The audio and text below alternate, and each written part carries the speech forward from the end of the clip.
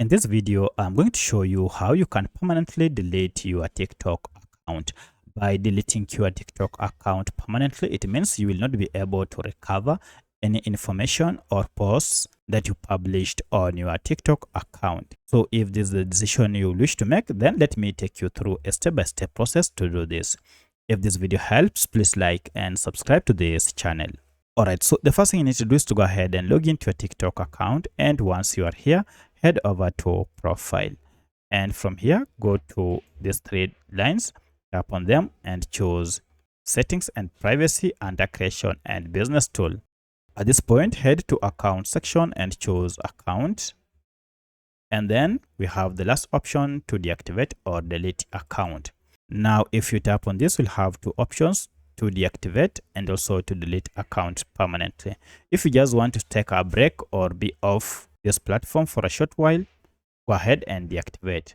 However, if you want to erase your account permanently, then go ahead and choose the last option. Here you are told your account and content will be deleted permanently. You may cancel the deletion request by reactivating your account within 30 days. So it is possible that you can recover your account within a period of 30 days after deleting it permanently. To proceed, go ahead and tap on delete account permanently. And here you have to give a reason why you are leaving. So go ahead and choose your reason and then tap on continue.